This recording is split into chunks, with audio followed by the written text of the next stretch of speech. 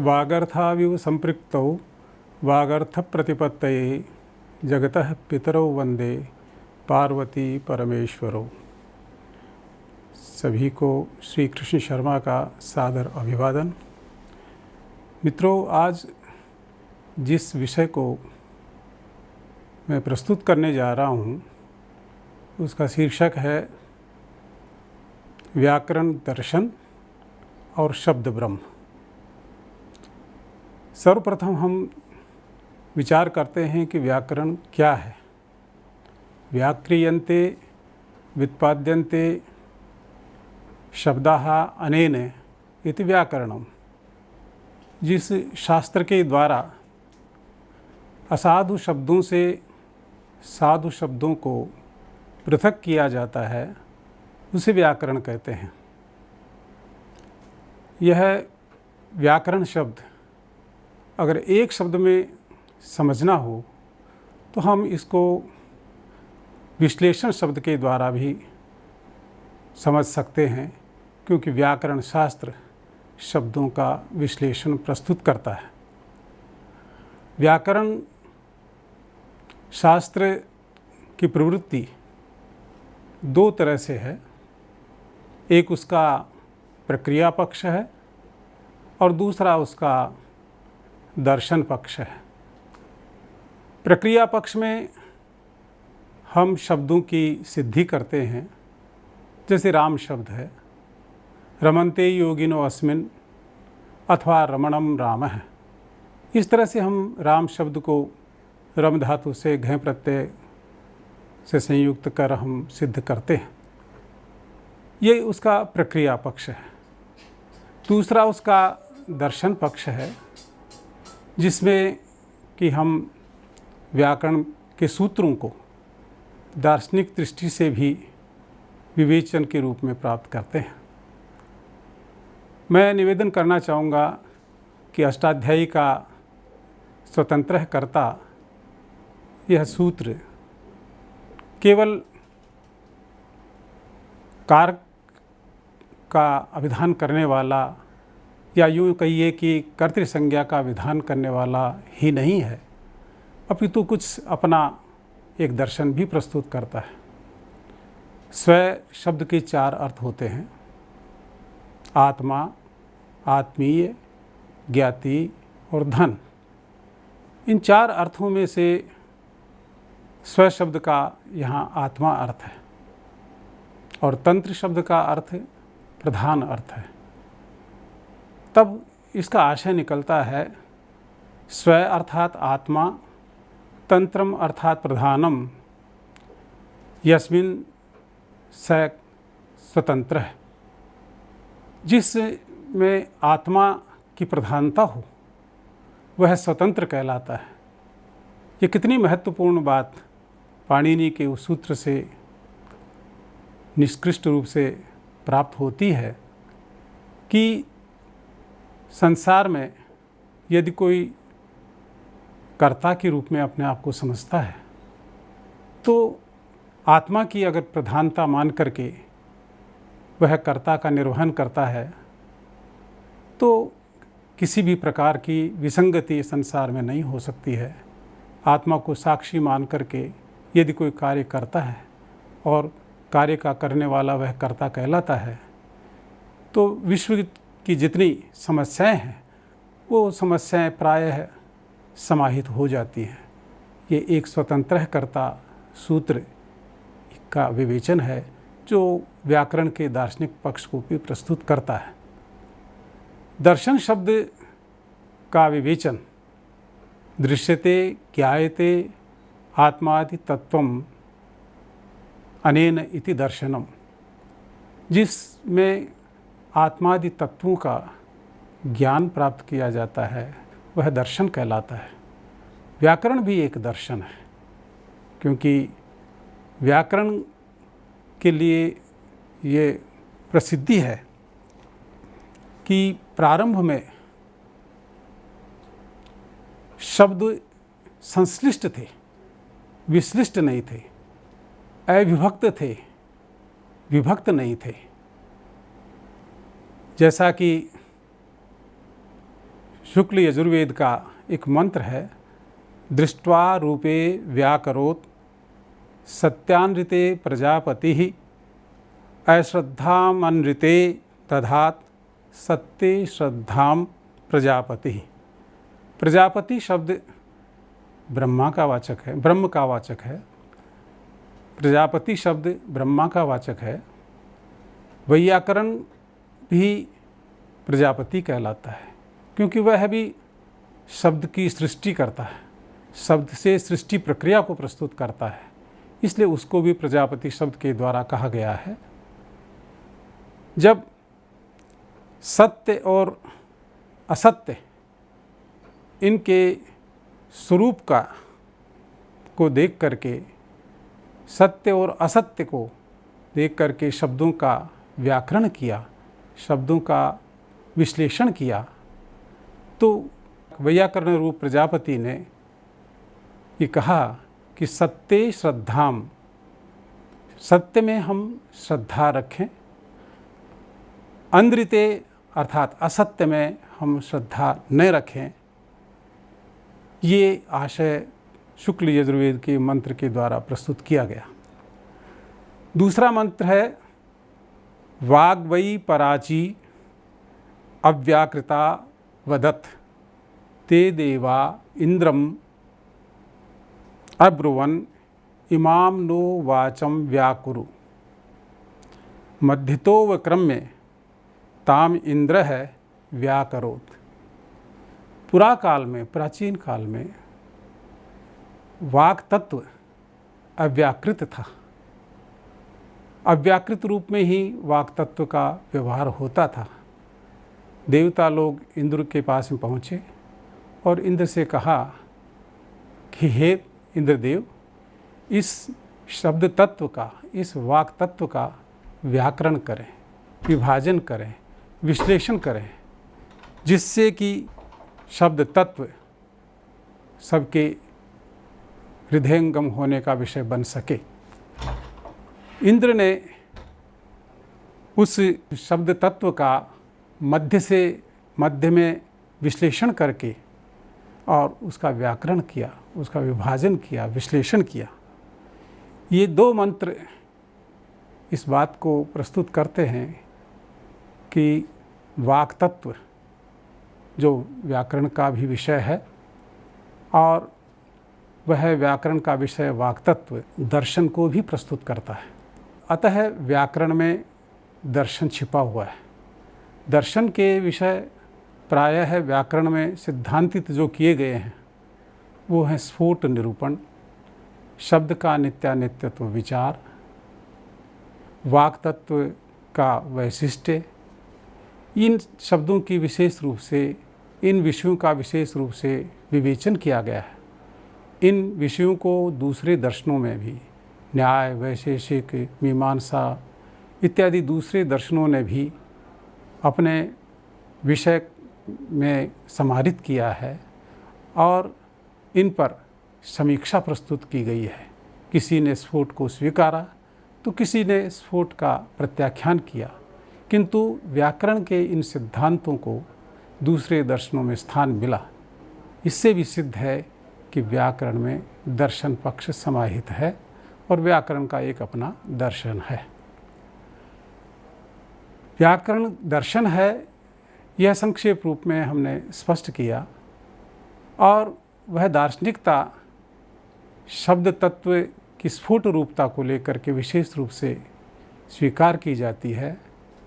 व्याकरण में शब्द ब्रह्म को विशेष रूप से निरूपित किया गया है। अतः शब्द ब्रह्म पर हम कुछ प्रकाश डालना चाहेंगे। शब्द ब्रह्म में एक शब्द है, दूसरा ब्रह्म शब्द है। शब्द की परिभाषा देते हुए भाष्यकार पतंजलि ने दो तरह से विश्लेषण दिया है। पहला जो स्वरूप प्रकट किया है शब्द का, उसके बारे में भाष्यकार पतंजलि ने कहा है, येन सासना लांगूल ककुदखुर विषाणिनाम संप्रत्ययो भवति असो शब्द है। जिसके माध्यम से अथ गौर इत्यत्र कै शब्द है, अर्थात गो, इसमें शब्द क्या है, गो का उच्चारण करते हैं तो एक पूर्व पक्ष आता है कि गो शब्द में शब्द क्या है। भाष्यकार पतंजलि ने उसके जाति पक्ष को, उसके द्रव्य पक्ष को, उसके क्रिया पक्ष को, उसके गुण पक्ष को 4 तरह से जो है स्पष्ट करते हुए सबका पृथक पृथक रूप में निषेध किया और कहा कि जिसके माध्यम से जाति, व्यक्ति, गुण, क्रिया सभी का एक साथ स्पष्ट रूप से आभास होता है, जिस स्पष्टीकरण प्राप्त होता है, वह शब्द कहलाता है। येन शासना लांगूल ककुद खुरविषाणिनाम संप्रत्ययो भवति। संप्रत्यय अर्थात भली भांति ज्ञान प्राप्त हो जाता है, जिसमें किसी प्रकार का संदेह नहीं रहता है, वह शब्द है। इस प्रथम लक्षण के द्वारा भाष्यकार पतंजलि ने वाक्य स्फोट को निरूपित किया है। स्फोट का एक सामान्य लक्षण है, एक सामान्य व्युत्पत्ति है। स्फुटति प्रकाशते अर्थ है, अस्मात् असो स्फोट है, जिससे अर्थ का स्फुटन होता है, अर्थ का स्पष्टीकरण होता है, अर्थ का प्रकाशन होता है, वह स्फोट कहलाता है। और वह अर्थ का प्रकाशक जो शब्द है वो वाक्य स्फोट कहलाता है, क्योंकि बिना वाक्य के अर्थ शब्दबोध हुआ नहीं करता है, वाक्य से ही शब्दबोध हुआ करता है। अतः यहाँ वाक्यात्मक शब्द है। ये जो पतंजलि ने शब्द का स्वरूप प्रस्तुत किया, ये वाक्यात्मक शब्द है। और जैसा कि अन्यत्र भी आता है, आप्तवाक्यम शब्द है।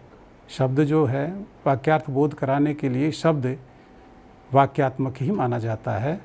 तो इस लक्षण के द्वारा पतंजलि ने वाक्य स्फोट को निरूपित किया है। दूसरा, अथवा प्रतीत पदार्थ को लोके ध्वनि रीति शब्द है। ये भी कहा कि जिस ध्वनि के द्वारा पदार्थों की प्रतीति होती है, अथवा यूँ कहें कि पदार्थों की प्रतीति कराने वाला जो ध्वनि है वह भी शब्द है, तो उसको ध्वन्यात्मक शब्द कहा। यह शब्द अनित्य शब्द माना जाता है और यह स्फोट का व्यंजक माना जाता है। स्फोट इसका व्यंग्य हुआ करता है। इस तरह से स्फोटात्मक शब्द को उन्होंने स्पष्ट किया। पाणिनि व्याकरण में अष्टाध्यायी का एक सूत्र आता है, वचो व शब्द संज्ञायाम। वहाँ पर अगर शब्द संज्ञा नहीं है तो वाच्यम ऐसा प्रयोग बनता है जो अर्थ का बोधक होता है, और यदि शब्द संज्ञा होती है तो वहाँ कुत्व का प्रयोग हो करके वाक्यम ऐसा प्रयोग होता है। उससे भी ये संकेतित होता है कि पाणिनि ने उस शब्द के द्वारा भी वाक्य स्फोट को इंगित किया है। यह स्फोट वाक तत्व का ही एक दूसरा स्वरूप है। वाक तत्व के विभाजन के रूप में वाक तत्व को समझने के लिए भर्तृहरि ने 3 वाणियों का विवेचन किया है। वैखर्याः मध्यमायाश्च पश्चन्त्याश्च तदद्भुतम् अनेक तीर्थ भेदायाः त्रय्याः वाचः परम पदम। भर्तृहरि कहते हैं कि वैखरी वाक होती है, मध्यमा वाक होती है और पश्चंती वाक होती है। ये 3 तरह की वाक का शब्द से उन्होंने प्रयोग किया। त्रय्याः वाचः परम पदम, किंतु इन वाक त्रय से अतिरिक्त एक और वाक तत्व होता है जिसको हम परावाक कहते हैं, किंतु वह स्पष्ट शब्दों में परावाक के रूप में न कह करके परम पदम इस शब्द के द्वारा उसको अभिव्यक्त किया। कहने का आशय यह है कि व्याकरण का विषय ये 3 वाक बनती हैं, पश्चंती, मध्यमा और वैखरी। जो परावाक है वो परावाक अस्मदादि से परे है।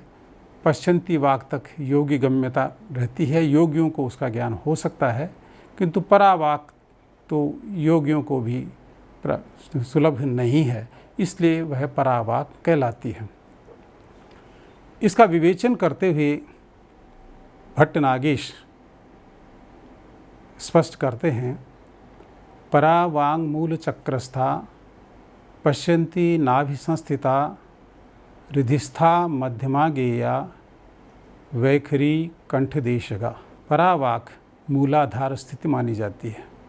मूलाधार किसको कहते हैं, इसके बारे में संकेत मिलता है। षण्णवत्यंगुलो देहायाम, ये जो देही यष्टि है इसका परिमाण 96 अंगुल माना जाता है। 47.5 अंगुल ऊपर का भाग और 47.5 अंगुल नीचे का भाग, 95 अंगुल ये ऊपर नीचे का 2 भाग हो जाता है। 1 अंगुल का मध्य भाग कहलाता है, जो अवशिष्ट रहता है उसको देह मध्य के नाम से पुकारा जाता है, वही मूलाधार कहा जाता है। योगियों की भाषा में कुंडलिनी शक्ति जागृत करने के लिए यही मूलाधार माना जाता है। कुंडलिनी शक्ति इस मूलाधार से ही जागृत की जाती है। वह मूलाधार परावाक् का स्थान है। परावाक् जो स्पंद शून्य है, उस परावाक् का स्थान है। जब वक्ता कुछ बोलना चाहता है, उसको कुछ विवक्षा होती है, तो वहाँ मूलाधार में स्थित संस्कृत जो पवन है वह पवन अभिव्यक्त होती है, ऊपर की ओर उठती है। और परावांग मूल चक्रस्था पश्यन्ति नाभिसंस्थिता, जब वह संस्कृत पवन मूलाधार से उठ कर के और ऊपर की ओर आती है तो देह में वह नाभि प्रदेश में पहुंचती है। नाभि प्रदेश में आकर वह परावाक् पश्यन्ति इस आख्या को ग्रहण करती है। पश्यन्ति इस नाम से पुकारी जाती है। पश्यन्ति यह शब्द भी ऐसा ही है कि जिससे कुछ कुछ ज्ञान व्यक्ति को होने लग जाता है। यहाँ नाभि प्रदेश में जब वह प्राणवायु मूलाधार से आकर पहुँचती है तो कुछ ज्ञान की अभिव्यक्ति योगियों को हो सकती है। नाभि प्रदेश में आकर जब वही परावाक् पश्यन्ति नाम से व्यवहृत की जाती है तो उसके बाद में जब व्यक्ति प्राणवायु को और ऊपर लाता है और विवक्षा से वक्ता की इच्छा होती है, कुछ बोलना चाहता है, तो वह प्राणवायु नाभि प्रदेश से और ऊपर उठती है और वह हृदय प्रदेश में पहुंचती है। हृदिस्था मध्यमा गेया, जब हृदय प्रदेश में वह प्राणवायु पहुंचती है तो उस प्राणवायु का नाम मध्यमा पड़ जाता है। मध्यमा नाम से वह पुकारी जाती है और यहाँ पर आकर परस्रोत्र ग्रहणा, परस्रोत्र ग्राह्या हो जाती है। हृदय प्रदेश में आकर वह मध्यमा वाक् परस्रोत्र ग्राह्य नहीं होती है किंतु स्वस्रोत्र ग्राह्य हो जाती है। यहाँ मध्यमा वाक् का भान व्यक्ति को इस तरह से हो सकता है जिस तरह से कि यदि व्यक्ति अपने श्रोत्रेंद्रिय को, अपने दोनों कानों को अगर वो ढक कर के और ध्यानपूर्वक अगर वो सुनता है तो एक साए साए की आवाज़ उसमें आती है। वह साए साए की आवाज़ जो व्यक्ति को स्वयं को महसूस होती है वह मध्यमा नाद कहलाता है। उस मध्यमा नाद से स्फोट व्यंग्य होता है, वह मध्यमा नाद स्फोट का व्यंजक होता है और यहाँ अर्थ को अभिव्यक्त करने का सामर्थ्य हमें प्राप्त हो जाता है। इस मध्यमा नाद के द्वारा जो है अर्थ यहाँ पर प्रकाशित होने लग जाता है। वक्ता क्या बोलना चाहता है वो अवगति उसको हृदय प्रदेश में होती है। हृदय प्रदेश से ऊपर जब प्राणवायु और ऊपर उठती है तो वह प्राणवायु गलप प्रदेश से होते हुए सीधे मूर्धा से टकराती है और मूर्धा से टकराकर वापस लौटती है तो मुखमंडल में तत्त स्थानों में अर्थात कंठ, तालु, जिह्वा, ओष्ठ इत्यादि स्थानों में वह प्राणवायु अभी टकरा करके तत्त वर्णों की अभिव्यक्ति करती है। तो वैखरी कंठ देशगा, और यहाँ कंठ प्रदेश में आकर वही प्राणवायु, वही वाक तत्व वैखरी नाम से पुकारा जाता है। चूँकि वह प्राणवायु यहाँ कंठ प्रदेश से ऊपर आकर मूर्धा भाग से टकराकर मुखमंडल में फैलती है और तत्त स्थानों के अनुसार वर्णों को अभिव्यक्त करती है और फिर विखर जाती है, इसलिए हम उसको वैखरी नाम से पुकारते हैं। ये एक ध्यान देने की बात है कि वक्ता जब कुछ बोलता है तो सोच समझ कर बोलता है। क्या बोलना चाहता है ये पहले वह समझता है और फिर उसको अभिव्यक्त करता है। किंतु जब कोई व्यक्ति कुछ सुनता है तो वह बिना सोचे समझे सुनता है। सुनते समय उसको ये नहीं पता होता है कि मैं क्या सुन रहा हूँ। जो कोई भी व्यक्ति बोलता है उसको वह बिना सोचे समझे जैसा बोलता है वैसा सुनता है, क्योंकि ये श्रोत्रेंद्रिय का गुण है कि जो कुछ भी ध्वनि आती है वो श्रोत्रेंद्रिय उसको ग्रहण करती हैं और ग्रहण करके और श्रोत्रेंद्रिय के माध्यम से वह गल प्रदेश में पहुंचाती हैं। तो क्योंकि नाक, कान, गला ये एक ही विभाग है, इसलिए जो कुछ बाह्य शब्दों को सुना जाता है वो श्रोत्रेंद्रिय के माध्यम से गल प्रदेश में, कंठ प्रदेश में वो ध्वनियाँ आती हैं, वो शब्द आते हैं। और यहाँ आकर के जैसे भी जिस रूप में भी श्रोत्रेंद्रियों के द्वारा उन शब्दों को ग्रहण किया उसी रूप में आकर के वो समूह के रूप में इकट्ठे हो जाते हैं। किंतु उन शब्दों को, यही शब्द जब कंठ प्रदेश से नीचे जाते हैं तो हृदय प्रदेश में पहुँचते हैं। हृदय प्रदेश में वे शब्द जब पहुँचते हैं तो उनके अर्थ का प्रकाशन होता है। अर्थ के प्रकाशन का सामर्थ्य हृदय प्रदेश में है। वो मध्यमा वाक का विषय बनता है और वहीं पर अर्थ का प्रकाशन होता है। तब व्यक्ति समझता है कि मुझे कौन सा शब्द ग्रहण करना है, कौन सा शब्द ग्रहण नहीं करना है, ये अवबोध उसको हृदय प्रदेश में ही होता है। इसलिए हम कह सकते हैं कि व्यक्ति बोलता है तो अभिव्यक्ति जब करता है तो परावाक, फिर पश्चंती वाक जो कि नाभि प्रदेश में है, और नाभि प्रदेश से ऊपर जब हृदय प्रदेश में उसका प्राणवायु आता है तो वहाँ अर्थ का प्रकाशन होता है। इसलिए बोलने वाला पहले अर्थ का प्रकाशन करता है, उसको पहले अर्थ का प्रकाशन होता है और उसके बाद में वैखरी वाक्य के द्वारा वह दूसरों तक पहुँचाता है। किंतु जब सुनता है तो ये प्रक्रिया विपरीत हो जाती है। सुनता है तो प्रारंभ में बिना सोचे समझे शब्दों को ग्रहण करता है, और जब कंठ प्रदेश से नीचे वे शब्द आते हैं तो हृदय प्रदेश में आकर के उन अर्थों की स्थिति स्पष्ट होती है और वह अर्थावबोध करने में समर्थ हो पाता है। इसीलिए ये कहा जाता है कि कुछ गले उतरा, अर्थात गले उतरना अर्थात उस बात को समझना, शब्दों के अर्थ को समझना।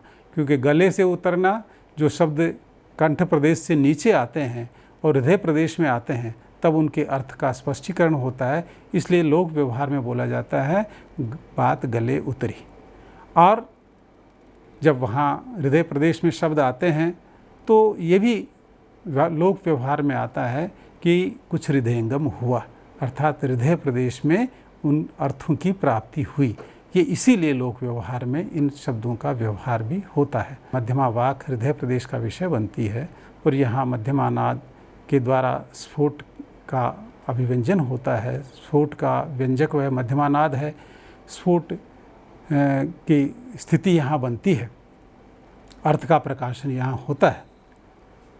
अब यहाँ पर प्रश्न ये आता है कि परा, पश्यंती, मध्यमा ये 3 वाक इस तरह की हैं जो हृदय प्रदेश तक हैं और वो बाहर अभिव्यक्त नहीं होती हैं।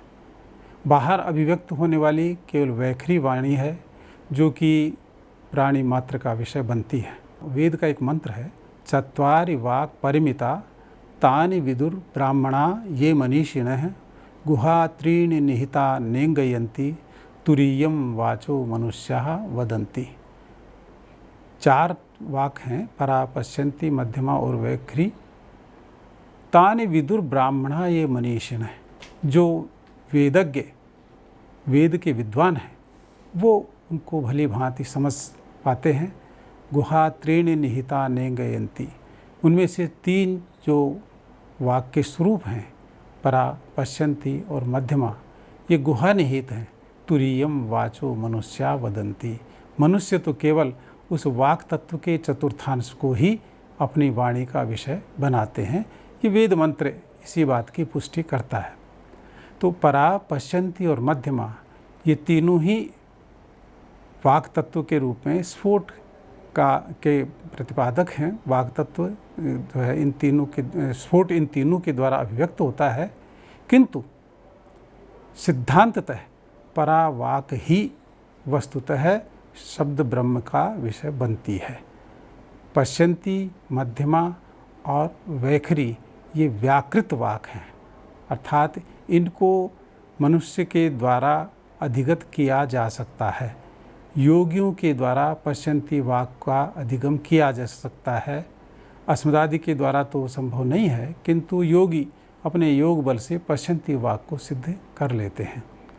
एक ऐसा व्यवहार में आता है, कोई संगीत का विद्वान अगर अपनी साधना में लीन रहता है और अपने स्वर तंत्री के माध्यम से हमको बहुत प्रभावित करता है, बहुत हमें उस आनंद से आप्यायित करता है, तो हम लोग कहते हैं या व्यवहार में कहा जाता है कि यह पश्यन्ति सिद्ध गायक है।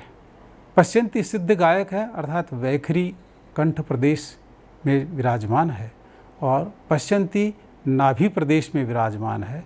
कंठ प्रदेश से लेकर वह अपने स्वर तंत्र को नाभि प्रदेश तक एक तंत्र के रूप में, एक स्वर के रूप में वह कायम रखता है, साधना से उसको जोड़ कर रखता है, इसलिए उसको पश्यन्ति सिद्ध गायक कहा जाता है। स्वर साम्राज्ञी लता मंगेशकर का हम उदाहरण दे सकते हैं, जो जिसको पश्यन्ति सिद्ध गायिका कहा जाता है और वो अपनी साधना से कंठ प्रदेश से स्वर को पश्यन्ति सिद्ध अर्थात नाभि प्रदेश तक उसको टूटने नहीं देती हैं, उसको एक तान में रखती हैं, इसलिए वो पश्यन्ति सिद्ध गायक कहलाता है। यहाँ तक वाक तत्व के उस भेद को समझा जा सकता है, किंतु परावाक जिसको हम शब्द ब्रह्म कहते हैं वह वाचातीत है, वर्णनातीत है और वो अस्मदादि के गम्य नहीं है, वो परे की वस्तु है। हम सब उसको सहज रूप में प्राप्त नहीं कर सकते हैं। वही परावाक मोक्ष का विषय, उसी परावाक को जो है मोक्ष कहा जाता है। परावाक तत्व का अधिगम हो जाए तो वह मोक्ष की प्राप्ति कर जाता है और उसका साधन पश्यन्ति वाक के माध्यम से जो है परावाक की सिद्धि की जा सकती है। यह भी एक विचार दार्शनिक ग्रंथों में, व्याकरण के दार्शनिक ग्रंथों में प्रतिपादित किया जाता है। आचार्य भर्तृहरि ने अपने वाक्यपदी ग्रंथ का शुभारंभ शब्द ब्रह्म के प्रतिपादन से किया है। उन्होंने एक कारिका प्रारंभ में दी है, अनादि निधनम ब्रह्म शब्द तत्वम यदक्षरम विवर्तते अर्थभावेन प्रक्रिया जगतो यद। यह शब्द तत्व ब्रह्म है, अनादि निधनम ब्रह्म। ये ब्रह्म कैसा है? ये जिसका न आदि है और न जिसका निधन है, अर्थात उत्पत्ति और विनाश से रहित यह ब्रह्म तत्व है। वो ब्रह्म दूसरे शब्द से किस शब्द से पुकारा जाता है? तो कहा शब्द तत्व। इसी को शब्द तत्व के नाम से भी पुकारा जाता है। और यह ब्रह्म अक्षर है। अक्षर इसलिए है कि अक्षर रूप जो वर्ण है उन वर्णों की अभिव्यक्ति, उन वर्णों की निष्पत्ति इसी ब्रह्म से होती है। सारा संसार वर्णों का, शब्दों का विषय बनता है, इसलिए इसको अक्षर कहते हैं। अशु व्याप्तो धातु से स्तरण प्रत्यय होकर ये अक्षर शब्द बनता है, जो उसकी व्यापकता को भी इंगित करता है, अर्थात यह ब्रह्म तत्व सर्वव्यापक है। विवर्तते अर्थभावेन प्रक्रिया जगतोयतः। आचार्य भर्तृहरि ने कहा कि ये जो संसार है, ये संसार का जो पदार्थ जात है, संसार में जितने विषय हैं, ये विवर्त भाव को प्राप्त करते हैं, अर्थात वह ब्रह्म है और उस ब्रह्म का विवर्त ये संसार के सारे पदार्थ हैं। विवर्त का मतलब एकस्य अनेक रूपेण अवभासनम, एक तत्व का अनेक रूप में अवभासित होना, ये उसका विवर्त कहलाता है। और आगे कहा कि प्रक्रिया जगतोयतः, ये या जो जगत शब्द से यहाँ पर वेदत्रयी को लिया गया है। जगत का जो मूल कारण वेदत्रयी है, वेद है, वो वेद इस ब्रह्म की प्रथम सृष्टि है। प्रक्रिया अर्थात प्रथम सृष्टि है।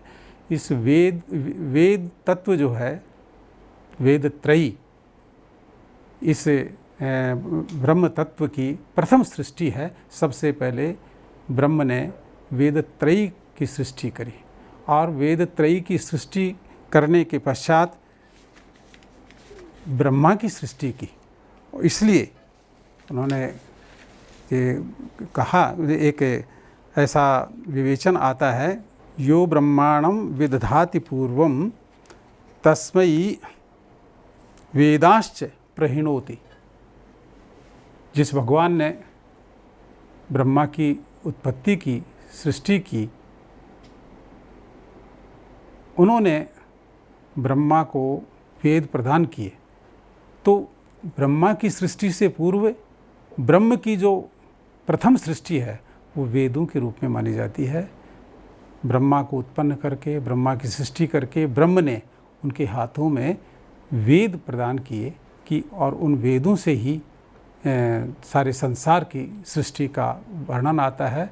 आचार्य भर्तृहरि आगे जाकर के बड़ा स्पष्ट कहते हैं, शब्दस्य परिणामोऽयम् इत्याम्नाय विविदो विदुः छंदोभ्य एव प्रथमम एतद् विश्वम व्यवर्तते। ये शब्द का ही परिणाम है, ये शब्द का ही विकार है, ये शब्द की ही सृष्टि है कि सबसे पहले छंदोभ्य एव प्रथमम, सबसे पहले वेदों का निर्माण हुआ और वेदों से सृष्टि हुई। उस सृष्टि में वाक तत्व से ही ये सारे के सारे जगत में दिखाई दृश्यमान जो पदार्थ जात हैं, वो वेद तत्व से, वाक तत्व से ही जो है उनका सर्जन, उनकी सृष्टि, उनका आविर्भाव माना गया। ये आचार्य भर्तृहरि आगे जाकर के बहुत स्पष्ट रूप से इसको प्रतिपादित करते हैं। और चूँकि ब्रह्म तत्व जो है वो सर्वव्यापक है और वहाँ से विवर्त के रूप में सारी सृष्टि दृश्यमान जगत है और वह अंत में जो है उस ब्रह्म तत्व में ही विलीन होती है। इसलिए उसका जब विवर्त होता है तो सृष्टि प्रक्रिया उसकी समझी जाती है। संवर्त होता है तब वह अनेकता के रूप में जो उसकी सृष्टि है वो एकत्र ब्रह्म में ही संस्थित हो जाती है। इस तरह से शब्द को जो है ब्रह्म रूप में माना जाता है। और इदमाद्यम पदस्थानम सिद्धि सोपान पर्वणाम मोक्षमाणानाम अजिम्मा राज पद्धति। इस व्याकरण विद्या को, व्याकरण शास्त्र को, शब्द शास्त्र को कहा जाता है कि ये सिद्धियों को प्रदान करने वाली जो है एक विशिष्ट पद्धति है, जो कि मोक्ष प्राप्त चाहने वालों के लिए सीधा राजमार्ग है। भगवान पतंजलि कहते हैं, अपने महाभाष्य में कहते हैं, एकः शब्दः सम्यक् ज्ञातः सुप्रयुक्तः स्वर्गे लोके कामधुक् भवति। ये जो स्फोटात्मक शब्द है, ये जो शब्द ब्रह्म है, वो शब्द ब्रह्मात्मक जो शब्द है, शब्द तत्वात्मक जो शब्द है, वह अगर समीचीन रूप से ज्ञात कर लिया जावे, ज्ञान का विषय बना लिया जावे, सही रूप से उसका प्रयोग कर लिया जावे, तो इस लोक में तो क्या, परलोक में भी वह कामनाओं की सफलता प्रदान करने वाला सिद्ध होता है। इस तरह से भगवान भाष्यकार पतंजलि ने भी इस शब्द तत्व के बारे में वर्णन किया है। इस तरह से हम ये कह सकते हैं कि यह शब्द शास्त्र जो कि स्फोट का निरूपण करते हुए शब्द ब्रह्म का निरूपण करता है, वह शब्द ब्रह्म शब्द तत्व से ही शब्द तत्व रूप है। और शब्द तत्व के रूप में अगर हम उसको हृदयंगम करें, उसका ज्ञान प्राप्त करें, तो वह ब्रह्म से सायुज्य कराने में समर्थ होता है, वह सहायक होता है। बहुत बहुत धन्यवाद।